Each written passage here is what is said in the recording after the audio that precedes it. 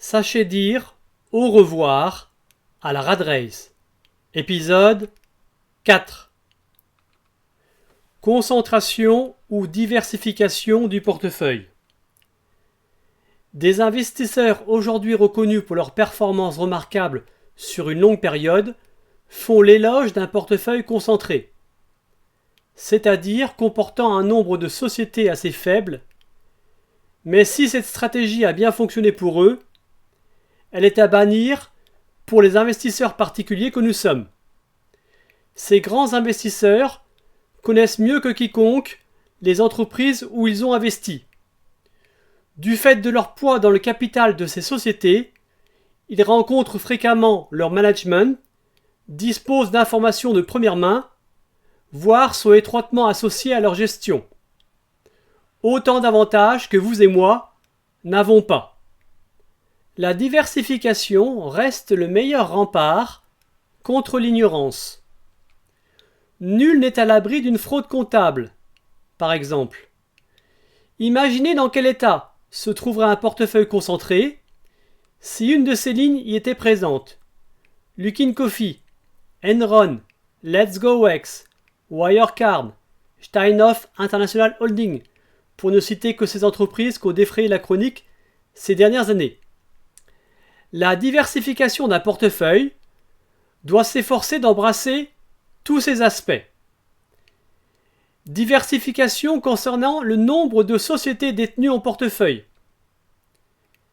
Diversification en devises de cotation des sociétés. Diversification en secteur d'activité. Diversification géographique, pays ou zone géographique. Bien sûr, il faut faire preuve de souplesse. Si lors de vos recherches, vous tombez sur deux sociétés extrêmement séduisantes du point de vue de votre stratégie, mais appartenant au même secteur d'activité ou à la même zone géographique, achetez-les. N'attendez pas que d'autres le fassent à votre place. Vous peaufinerez votre stratégie de diversification plus tard. La courbe ci-dessous, issue de la recherche de Dresner-Kleinwort, montre l'évolution du risque d'un portefeuille en fonction du nombre de lignes qu'il comporte.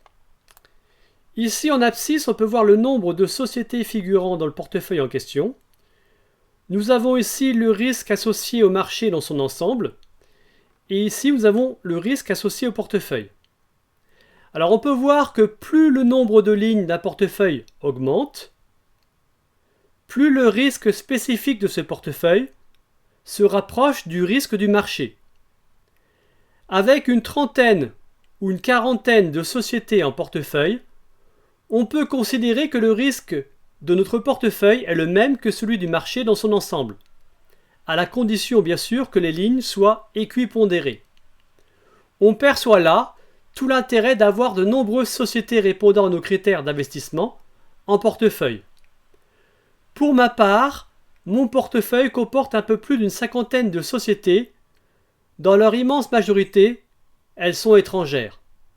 Lorsqu'on a un portefeuille diversifié, se pose le problème du suivi des sociétés sur lesquelles on a investi. La tâche n'est pas si insurmontable que cela. Dès lors qu'elles ont été sélectionnées avec soin au départ, il suffit de contrôler la bonne marche des choses lors de la publication des résultats trimestriels, en se rendant sur le site internet des sociétés en question. Si une société en portefeuille a un poids beaucoup plus important que les autres, cela accroît le risque du portefeuille. Même si on a une forte conviction sur une valeur, il est recommandé de ne pas lui accorder un poids supérieur à 10%. Quelques conseils, les 15 commandements. Voici quelques conseils qui sont le fruit d'un peu plus de 20 ans de présence sur le marché action. Soyez patient. Les marchés financiers sont une machine à transférer l'argent des mains des impatients vers celles des patients. N'investissez en bourse que de l'argent que vous pouvez vous permettre de perdre. Vous ne devez pas avoir besoin de cet argent dans les 10 prochaines années. Analysez les sociétés vous-même en consultant leurs états financiers sur leur site internet. N'ayez confiance qu'en votre jugement et prenez les conseils de tiers, quels qu'ils soient, avec des pincettes. N'investir que sur des entreprises dont vous comprenez l'activité. Ouvrez-vous à l'international. La plupart des investisseurs particuliers n'investissent que sur leur marché boursier domestique, alors qu'il y a tant de bonnes sociétés cotées sur des places étrangères. De plus, cela offre une diversification en devises et permet d'accéder à des secteurs d'activité parfois peu présents ou non représentés au niveau de la cote française. Soyez opportuniste. N'hésitez pas à profiter des inefficiences du marché.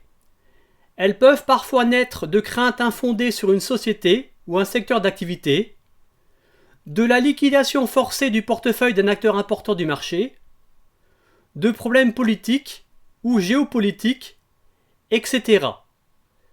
Voir les cracks comme de formidables occasions de s'enrichir. Vous ne devez pas les craindre, mais les utiliser à votre profit. Les marchés financiers sont les seuls magasins que les gens fuient en masse au moment des soldes. Ne participez pas aux introductions en bourse ou IPO. Généralement, c'est une manière commode pour les investisseurs de la première heure de réaliser leur plus-value sur investissement en vous vendant leurs papiers au prix fort.